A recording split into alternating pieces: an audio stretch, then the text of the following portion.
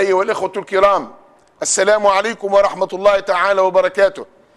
الحمد لله الذي أبلغنا رمضان. رمضان هلا فمرحبا بهلاله المختار، وتنزلت بركاته خيرا على الأقطار.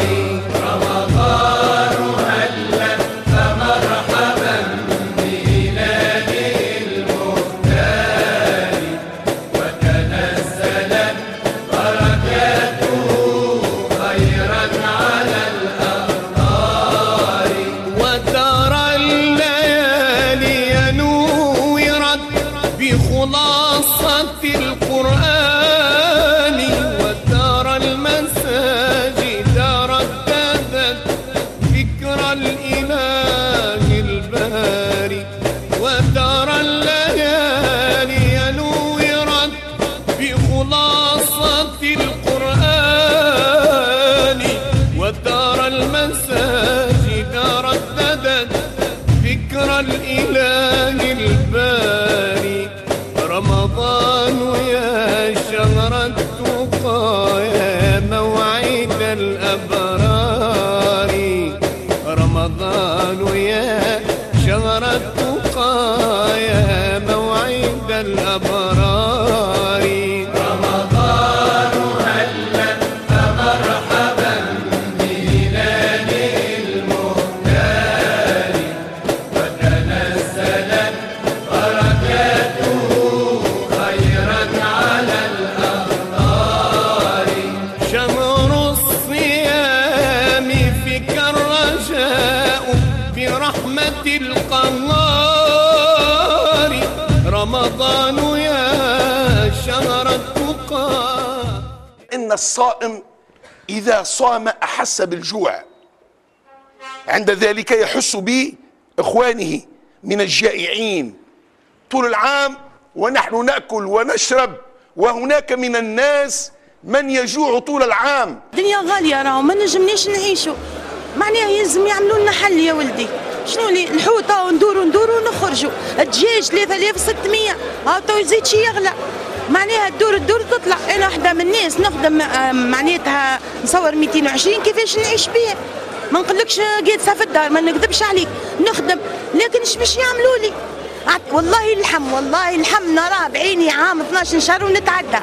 والله لا نجم نشري لا حوت لا لحم لا حتى شيء، ما عدا دجاج. انا جاي من المحرس، دخلت سوق الحوت في المحرس نار، هبطت في نقطة الصبارس ب 7000 فرنك، الدجاج ب 4000، اللحم العلوش ب 18 دينار.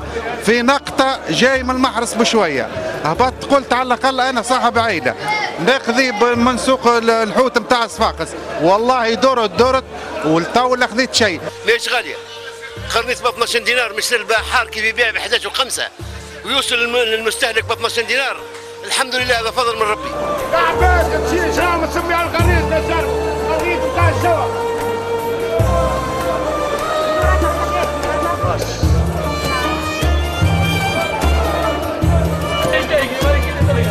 احسن حوت في السوق هنا. شو رايك؟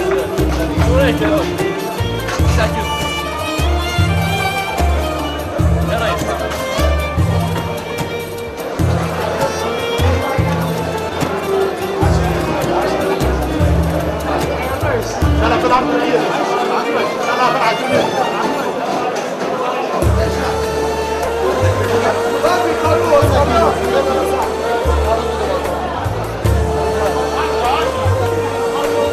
كل شيء نلقاوه غالي، في الحوت في الغله في الخضره في كل شيء غالي. المواطن تو مش يتضرر في رمضان، لازم نراعيو ظروفه.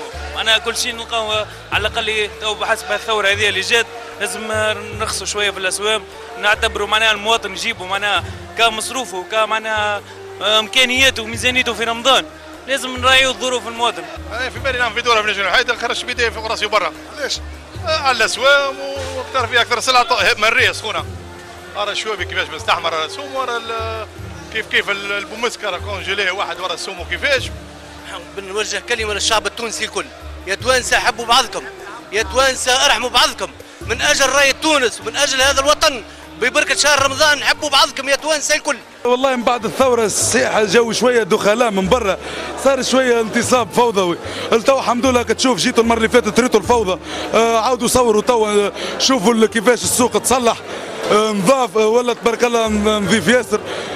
تنحت الانتصاب الفوضوي. قولوا كنت في الانتصاب الفوضوي. انا واحد من الناس كنت الانتصاب الفوضوي، مادام لقى الناس كل الناس بانتصاب فوضوي ننصب معاهم انتصاب فوضوي، كل الناس الكل تطلع فوق الرخايم، انا والانسان نطلع فوق الرخامه. احسن الانتصاب الفوضوي ولا المنظم؟ والله الانسان هو ومخه، والله لو كان المواطن هو راه الحل في المواطن، لو كان المواطن اللي يلقاه ناس في الانتصاب الفوضوي ما يخوش ما عنده، توا الناس الكل تولي تخدم ولاباس وكل تشد الطواول باش تخدم. اذا يعني الوكاله يولي ياخذ ما عند كان انسان يبدا بطاولته بطبليته وشاد ميزانه ونمره طاولته واموره مريقله، على خاطر راهو في الانتصاب الفوضوي الطبيب البيطري نتاع السوق راه ما يمشيلوش على خاطر هو في فوضى، واذا يعني ماذا يبدا فوق طاولته بنمره طاولته يجي الطبيب ولا بد.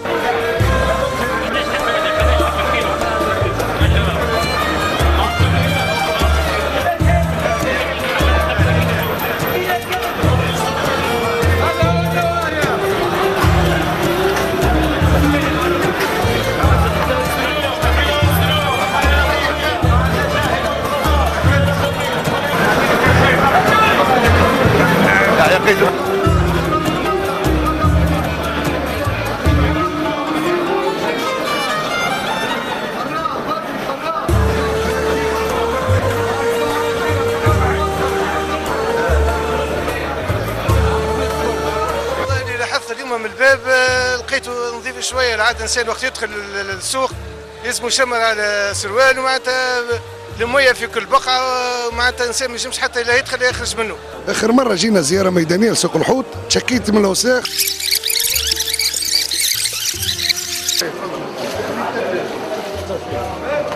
سلام، انت بلديه تخدم؟ ايش بلديه نخدم في سوق الحوت؟ عندك طاوله؟ اي انا وصاحبي لنا. شنو دورك؟ يعني تنظف ولا تبيع؟ احنا نبيعوا في الحوت، اما يومين نخدموا في خدمه البلديه. يومين هذاك هو الموضوع، صباحك ولا شيء صباحك ولا شيء. الزبل الروايح عينينا ولات احمر كشمر بالروايح الجيفه.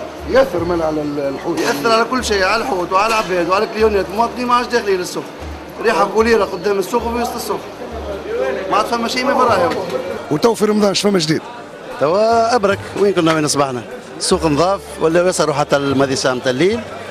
وقت تشوف كيما ترى كيف جيت المره اللي فاتت كيد الدنيا مسخ، حتى انت واحد من الناس وقت تشوف الحمد لله.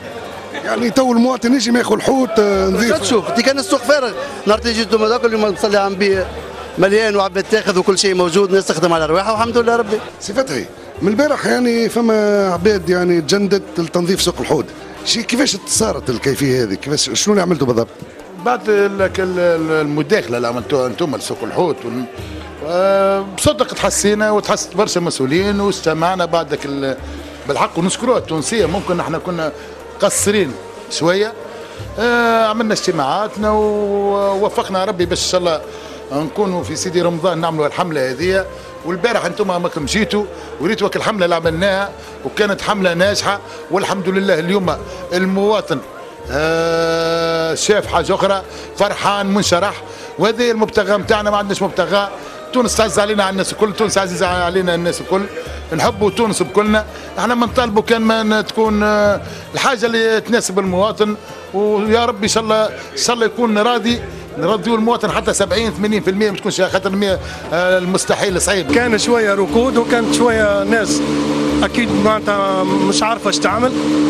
انا نؤمن ان التنظيف بما فيه التطهير عمل مستمر، ما يجيش معناتها حمله ولا في اطار كما هكا. اما كي عملنا اللجنه هذه وسعينا باش ننظفوا بلادنا اللي تستاهل منا كل خير، والتونسي راهو عزيز وراهو يستاهل كل خير، تضافرت هالجهود هذه وتشوف هالناس هذوما مسلمين في ديارهم في ليله رمضان جاوا باش ينظفوا للمواطن اللي يستحق منا حتى اكثر من هكايا. شبيك من غير بدله؟ يعني البلديه ما وفرتلكش بدله؟ لا من غير بدله نخدم. علاش؟ هكا نخدموا من غير بدله. ما لكمش بدالي؟ لا. ايش العباد تعرفك بكونك انت عاون بلدي مكلف بالنظافه؟ من البسبوس. سيد النظر، المهم انت واحد برك ظهر لي في سوق كيما هاكا وساخ ياسر، ظهر لي ياسر تعب عليه. نقص العمل برشا، راهو هكايا من الحظيره وبالرغم مدخلين من الحظاير حوالي 18، لكن ديما راهو اللي يخرج تقاعد ما يرجعش، وهذه مده 7 8 سنوات. نقسيو الافكتيف كانت عندنا تقريبا يجي 80 في المدينه العتيقه، 7 تقريبا ناقصين تقريبا حوالي 30. سيد الناظر خلينا نكون واقعيين اكثر، حتى الشروط الصحيه يعني تقصير زاد ظهر لي من البلد. تقصير صحيح، نعم تقصير. طلبنا الاداره باش يعطونا الجواندوات والكمامات، قال لك الكمامات هذونا ما يعملهمش اللي يخدموا في الكاميون، فهمني ولا؟ والجواندوات انا ماشيين جايين قالوا تو نعطوكم الجواندوات، قلت تو قاعدين نستنوا. يعني هو ينظف وتعب وشهريه شويه وزيد المرض يسر عليه. المرض وزيد اكثر في بيديه، معناه يزفك الوساخ بيديه. ما نعرفش، طلبنا الاداره وان شاء الله تلبي لنا الطلب. ليله رمضان وكملت تدير الخدمه نتاعك؟ ايوه كملت الخدمه. وعلاش تخلي الخضره قدام الحانوت؟ مازلت ما خدتش قاعد ننظف انا في الحانوت تو مازلت ما سكرت الحانوت. اكثر في محلول وقاعد نخمل ومازال السنه اكثر فيهم يعني تعاون انت وانت البلديه بكونك انا نلمدوا فيها قدسه، فهمني ولا فاش كيك؟ لا ماهوش هكاك هذاك، ماهوش هكاك. تو انا قاعد نلمد فيها قالت مازلت انت ما سكرت، مازلت قاعد كيفاش؟ يعطوهم العوين نتاعك، فهمني كل يوم قاعدين يراو فيهم لا وين قاعده تنظف، هما يقولوا اليوم نصبوا فيها في الكرادن في الشكال. مالا كيفاش؟ ما زلت راني نخمل، ما زلت تو نخمل. سامعني، ما فماش انتم تو عوان بلديه ما فماش مخالفات بالنسبه لتجاوز القانون؟ الثوره لتوا ما فماش. الثوره لتوا ما فماش مخالفات. يخدم يسلك تجاري، يخدم بالظلام والله اعلم بحاله كيف ترى فيه، وكان يكلموا تقريبا يسمعوا الكلام. شو على؟ تو سامحني نورمالمون العمل خاصه التنظيف يكون مساهمه فعاله بين البائع والبلديه. يعني احنا قاعدين نلمدوا في الشكاير وفي الكريدن، نخرجوا في الكريدن هاكا يتفرج في الزبله في الكريدن نلمدوا فيها.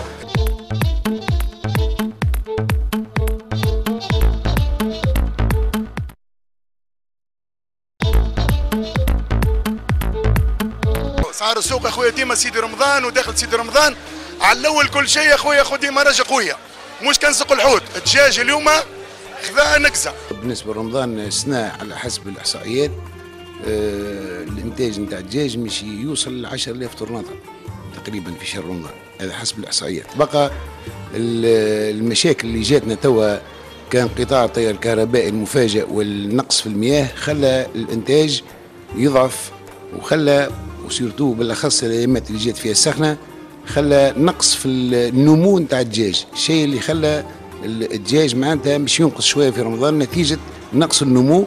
واذا كانت تدوم الاضطرابات نتاع الماء ونتاع التيار الكهربائي كيف ال 10,000 طرناطه ما نلقاو منهم كان 6,000 طرناطه. كيلو 200 كيلو 300 سنين دجاجه يلعبوا بالعباده. الدجاجه قل نورمالمون ما تنجم ما يخرجوها الا بوزوز كيلو للمواطن ولنا احنا، مش هذايا فلوس، حتى حرام عند ربي باش تذبحها. غير شك وقت اللي هو السوق يخضع للعرض والطلب وينقص الانتاج السوق مش يطلع. لو كان هما الحكومه مع طبقت كرة الشروط وكيف حلت البرمجه نتاع القطاع وطبقت كرة الشروط ما كناش نطيحوا في المشكله هذه، على خاطر كي تطبق كرة الشروط وتنحي الدجاج الحي تولي المسؤوليه ملقاة على عاتق ليزاباتوار، وقت ليزاباتوار مطالبين باش يوفروا الانتاج في شهر رمضان وغير رمضان. في الحقيقه الصحيه اننا نخير ناخذ دجاج من عند المذابح. تبقى اذا كان الدوله تحب تنقص في الميزانيه نتاع الكنام يلزمها ولا مطالبه باش تنحي الدجاج الحي وتشجع الناس باش يعملوا ديزاباتوار باش الدجاج يتباع مذبوح في نقاط البيع. معناها ايش دخل الكنام في الدجاج؟ الكنام في الدجاج خاطر الكنام هو مطالب باش يدفع المصاريف نتاع الدواء، واحنا عندنا برشا مرض نتاع عباد جايه من الدجاج نتيجه الذبح العشوائي الغير مراقب. هاك شفت انت توا زور اباطوار نتاع الدجاج وشوف الرقابه الصحيه من طرف الدوله ومن طرف طبيب بيطري خاص. هذه الدجاجه صارت لها لوكساسيون دونك معناتها الاجراء اللي يقع تباعه هو سيزي بارسيال، حجز جزئي للجناح واستغلال باقي اجزاء الدجاجه بالقص والتحويل. الدجاجه هذه فيها بعض الكدمات ناتجه عن رمساج اللي وقع في المجنه، يمكن الرمساج ما وقعش بصفه طبيعيه.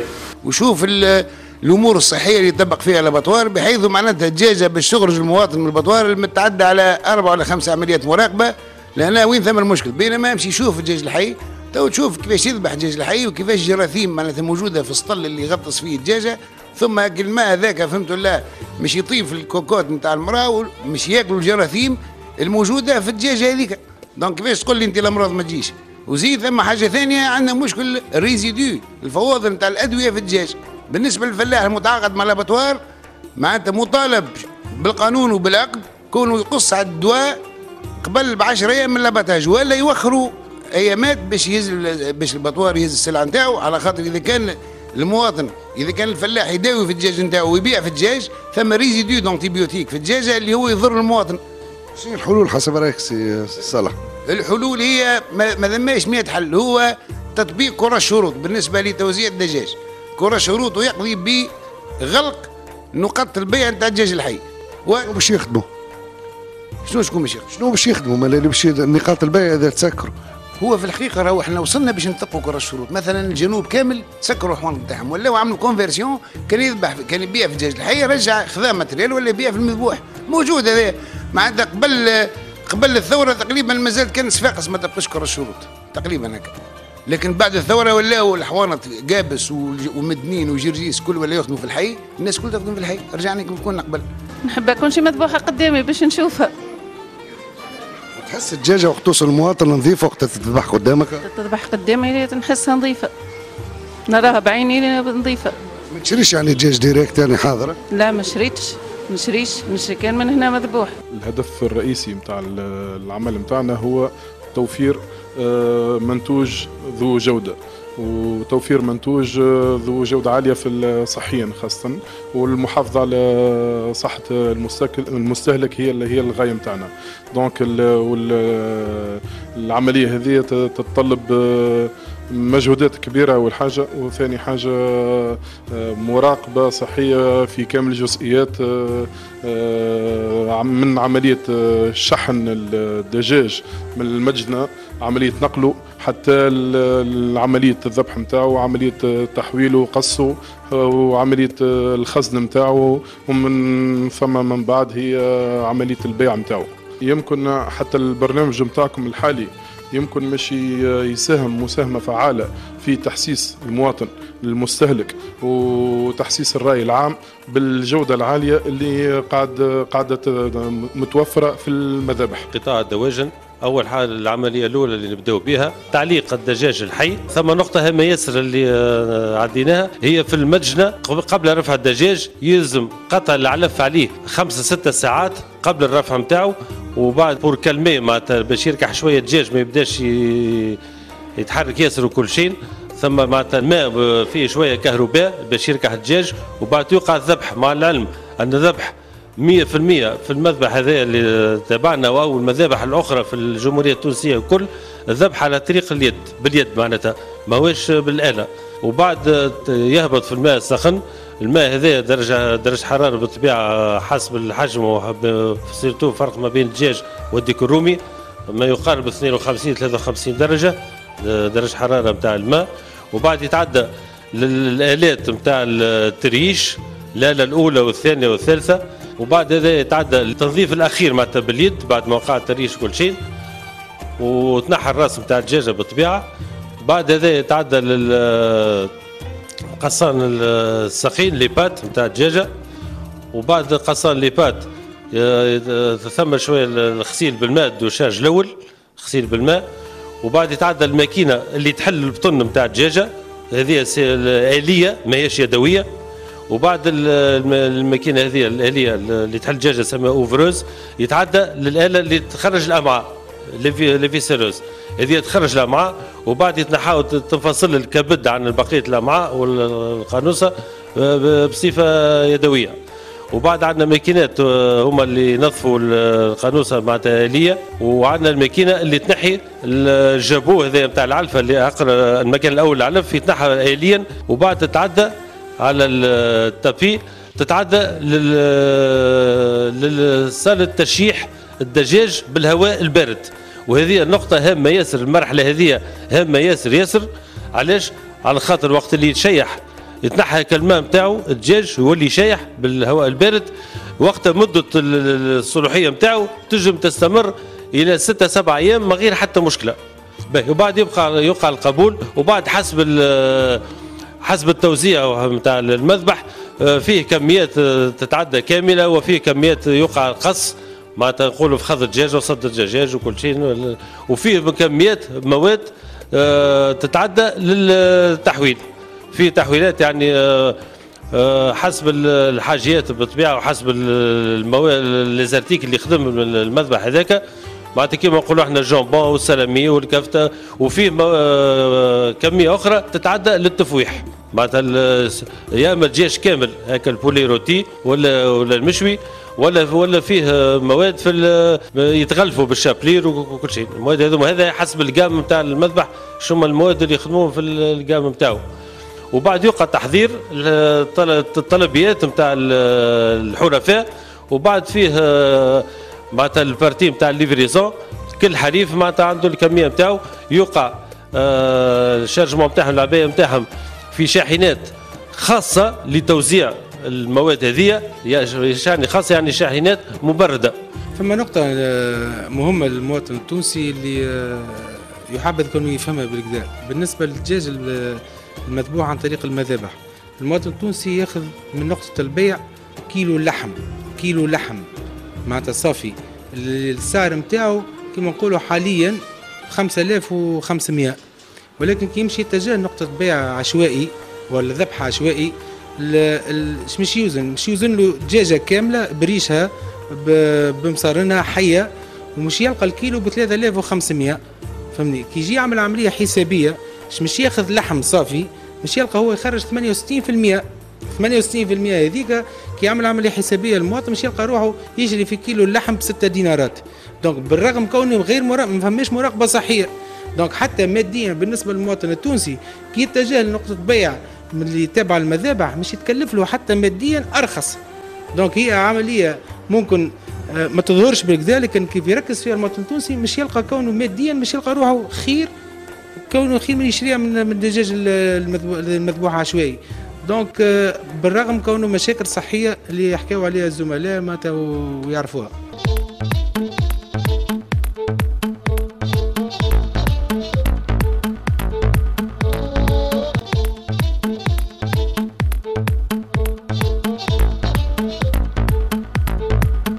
احنا نحضروا شهر سيدي رمضان كأي سنوات، معناتها اللي مجهودنا باش نعملوه احنا هو ننظفوا حوانتنا وندهنوا ونبيضوا ونريقلوا ونحضروا احسن استعداد لشهر رمضان، معناتها بقينا مرة بريقنا. يعني تقول يا منظف يا مزين من برا شعولك من الداخل، يعني خاصة المسلخ، يعني عندنا صور يعني المسلخ بالحق ما يليقش حسب اللي نشوفوا فيه يعني في المجازر، يعني الحوانت نتاع بيع اللحم يعني حوانت مزيانين، كل شيء متوفر، التبريد متوفر، لكن في المسلخ حاجة يعني بالحق ماهيش في النطاق يعني تقول عباد تستعد لشهر سيدي رمضان. والله هو إذا تحب تحكي على الحوانت وتحكي على البتوار فرق لا كيل. احنا عندنا حوانت خير من اوروبا، خير من فرنسا، خير من ايطاليا، برا صور 3 4 حوانت وبرا عاديهم يتفرجوا عليهم ناس المواطنين بتاع تونس. البتوار الله غالب، الله غالب. البتوار الرئيس البلديه اللي يجي يدخل يقول شنو هذا بتوار، يتفجعها وتور يقولوها 5 6 10 رؤساء بلديات كتاب عامين ولات يجيو يراو هيك الحاله نتاع البتوار، لا كيفاش تخدموا في الحاله هذه وتقعد الحاله دار اللقمان على حالها. البتوار ما يليقش بولايه صفاقس، الولايه هذه اللي تضم مليون ساكن راهو ماهوش البتوار نتاعها. وبرا شوفوا صوروا برا شوفوا الحاله اللي فيها، اقل التجهيزات ما فيهاش، حتى يقولوا الجفال باش ينظفوا البتوار يجيبوا لهم بال5 لتر وبال10 لتر، ما هماش قاعدين يعملوا في الانترتيان. صارت المده اللي فاتت تو مده عام ولا عام ونص قالوا مش نعملوا بتوار نموذجي، حضرت في 4 ولا 5 في اجتماعات اللي مش يعملوا 7 بلديات نتاع صفاقس مش يعملوا بتوار يليق بولايه صفاقس. نحب نعرف علاش تنحى المشروع، مشروع ضخم مشروع كبير يضم بتوار يليق بالولايه هذه اللي هو البتوار معناتها نموذجي في لي ستوك استراتيجيك، في الفريغوات، في لي سيشوار، في الناس الكل تخدم، في الالات تبعد عليه الجراثيم، تبعد عليه المشاكل الكل.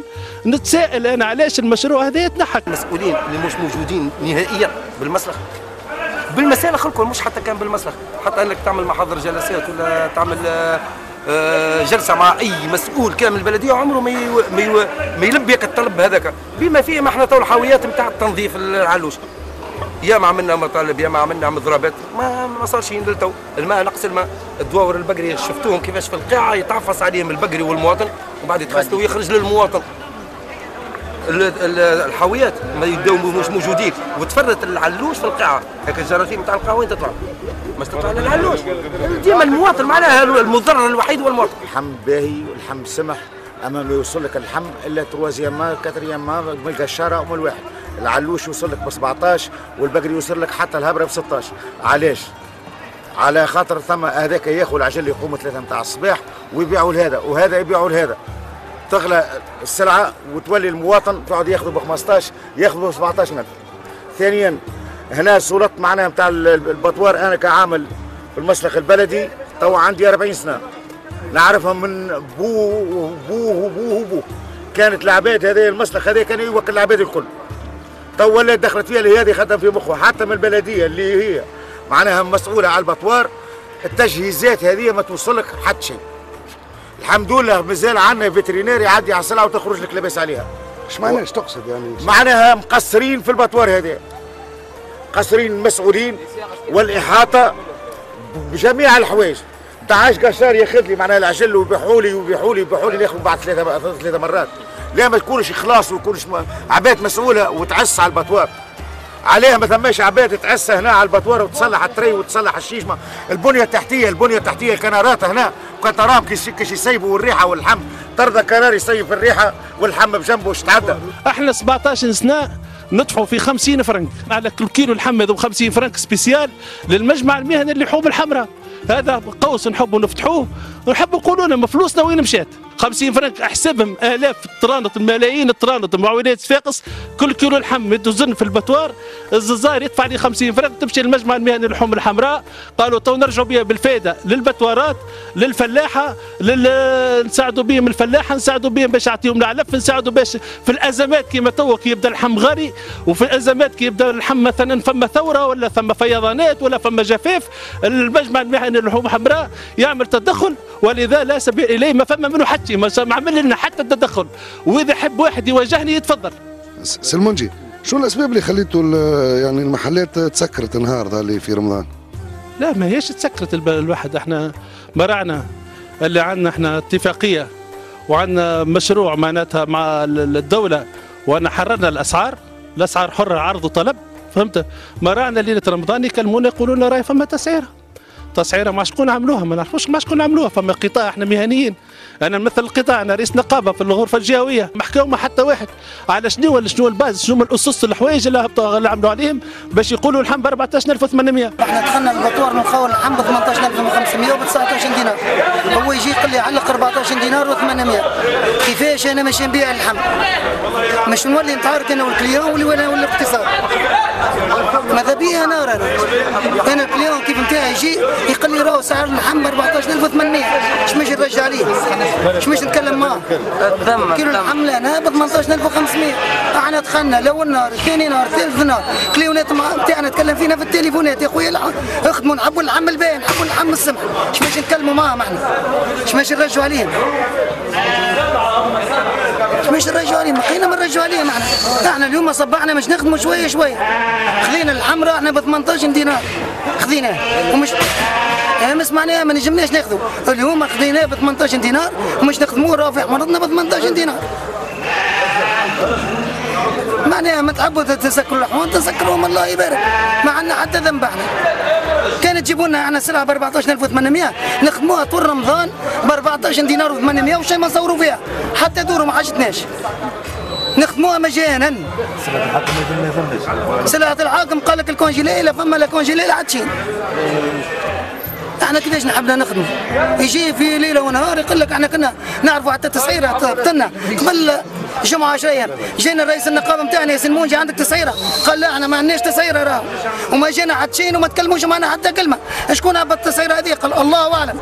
انا هاني قشار ونبيع ونشري لكن نشري ب 100 راني نبيع ب 105 نشري كيما نقولوا ب 50 نبيع ب 55 لكن الززاره مساكن يشروه من هنا هكا ب 18,000 وب 17,500 وثم اللي يخرج له حتى ب 20 دينار وياكل العصا ويسكت. باهي هنا يلزم كيفاش تعملها هنا تقول له حط لي 15000 غير 200 وهو اخذ من هناك ب 17 و17 و5. يعني هنا نعطيهم الحق الززاره. الفلاح عنده حق والجزار عنده حق والمواطن عنده حق.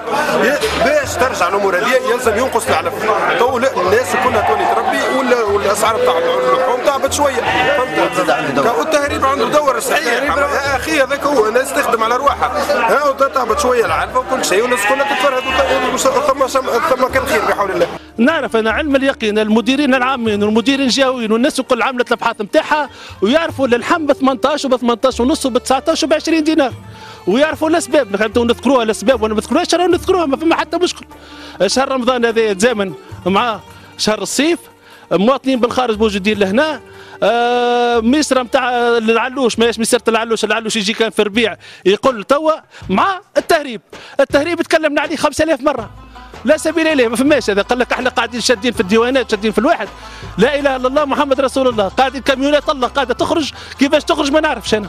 يتسال انا نسال سؤال هذا يطرح نفسه. توا رجعنا بالتوالي رجعنا 50 سنه لتالي ولات القصابه تذبح قدام حوانتها وهذا معناته انا يؤسفني. من اللي لما تضيق علينا نروح له الله ونجري له وبالشكوى نقول ونبح له الله اللي فاتح باب الرحمة علينا واللي أقرب من نفسينا إلينا من اللي لما بندعي الدعوة بيقبل الله واللي لما بترجع تايب يقبل الله إله عطوف وكريم على كل عبيد الله إله عزيز وهب أرواحنا في إيده.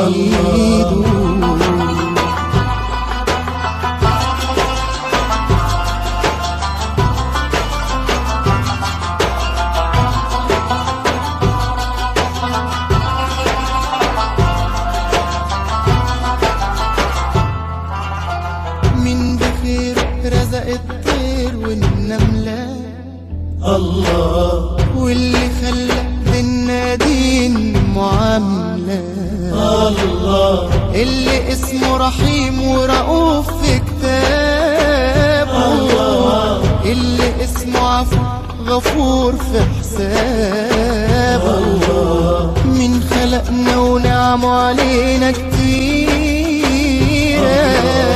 اللي أرسل رسله عشان يهدينا واللي أنزل لينا كتاب قرآنه